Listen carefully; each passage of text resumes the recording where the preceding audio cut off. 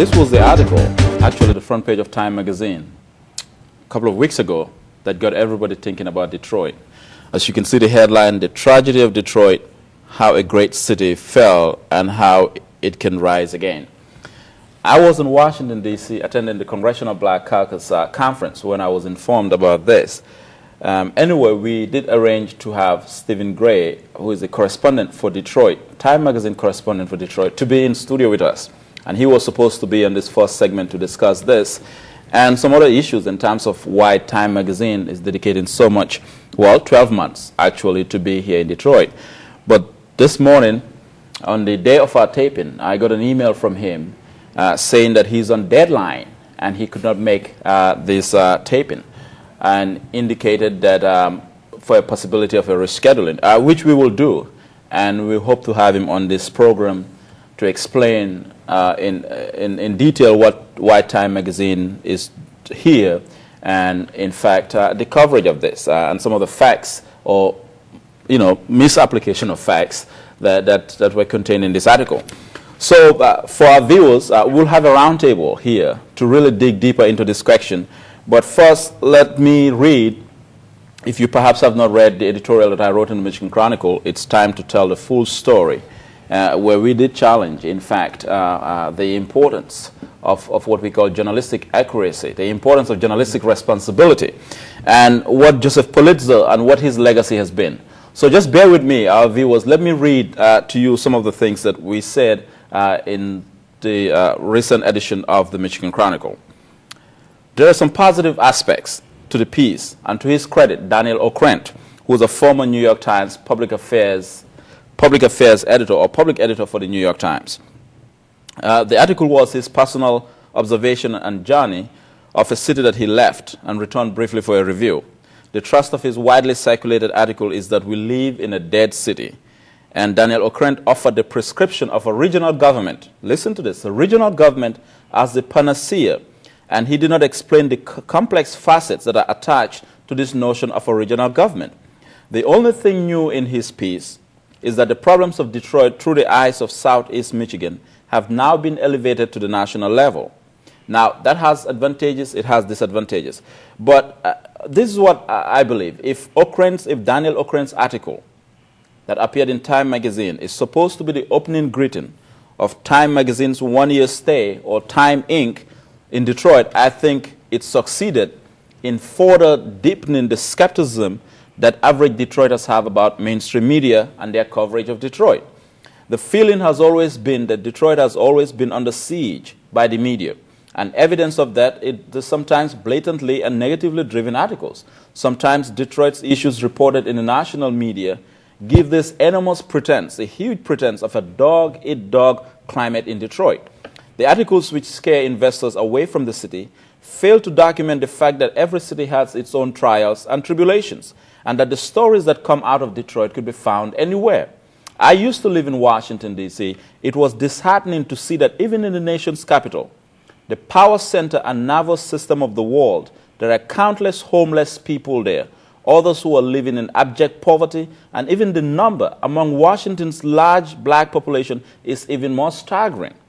The same story could be told of New York, even though it is the investment capital of the world. But New York and Washington, D.C., and other places that are so-called considered pristine by the news media, of course, these places are the power base of those magazines and newspapers, hardly come under harsh review and bias reviews for racial entanglements, as Daniel Okrent said about Detroit, incompetent governance, hubris, etc. They are always promoted as prime examples of what cities like Detroit and others ought to strive to be. I recalled reading an article in the Wall Street Journal about 2 years ago in which the writer, who was based here, concluded that things are so bad in Detroit that no one would want to raise their children here. That's not true. The sea of pessimism that is imposed on the future of this city does not help this city progress. Missing from Daniel Okrent's piece is the fact that there is no real and honest dialogue about race and racism in this region and how that impedes progress. Missing from his article is the fact that there are neighborhoods in this city, in Detroit, that are coming back thanks to the tireless efforts of community groups, local institutions, and businesses who have not given up on Detroit. Missing in the article is the explanation of why blacks in Detroit embraced Coleman Young despite his flaws when he first became the first black mayor of Detroit after Gary Indiana set the pace with the election of Dick Hatcher. Despite the length of his article, Ockrent did not provide space for his readers to understand the climate that ushered in major black political figures like Coleman Young at a time when the sweltering heat of Jim Crow was alive, just 6 years after the assassination of Dr. Martin Luther King Jr. Ockrent at least owed it to his readers, in the interest of responsible journalism, and to provide some details about the political philosophy that informed the Young era and how that was inextricably tied to the battle for civil rights. When Ockrent talked about Mayor Young spending his time insulting suburban leaders, no matter how wrong that was and how the white flight did affect Detroit and how we may view that, but he refused to mention the fact that there are huge, thriving white businesses in the city today who got into business thanks to the Coleman Young administration. At a recent function I attended at the Detroit Opera House, hosted by New Detroit, I saw former Michigan Governor William Milliken, talked about Coleman Young as a shrewd politician, a masterful negotiator, and a tough ally. So I suggested that Daniel Ockrent should have contacted Bill Milliken for some tutoring or some lecturing on the nuances of the 1970s politics in Detroit. But let's go further before I bring in the roundtable, because I think we need to talk about responsible journalism, and we need to take it back to those our forebears or those who stepped before us and what they thought it was. Today, what we consider newsworthy may be a far cry from what the news media wants to cover. There are few in the profession who reflect the true ideals of journalism, which anchors on fairness and accuracy. And I ask the question, why should it be difficult to produce the likes of Vernon Jarrett, who was a founding member of the National Association of Black Journalists? Jarrett, whose career started at the Chicago Defender, practiced his profession in the large democratic tradition of W.E.B. Du Bois. He championed the underreported plight of African Americans because the news media has a history of selecting what issues it wants to cover in the black community. And thankfully, since the genesis of the Obama administration, some newsrooms at least, feeling guilty, are now pronouncing diversity with more meaning. But consider this. Many journalists today have been awarded the Joseph Pulitzer Prize, yet many don't aspire to be like Joseph Pulitzer. Listen to this.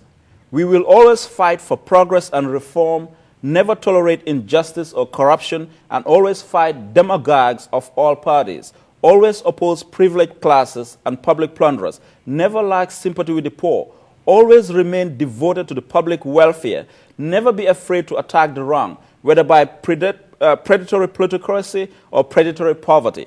Joseph Pulitzer wrote in the New York World newspaper in May of 1883. Pulitzer, in another article that appeared in the North American Review in 1904, he placed the burden of shaping the nation's future in the hands of journalists. This is what he said.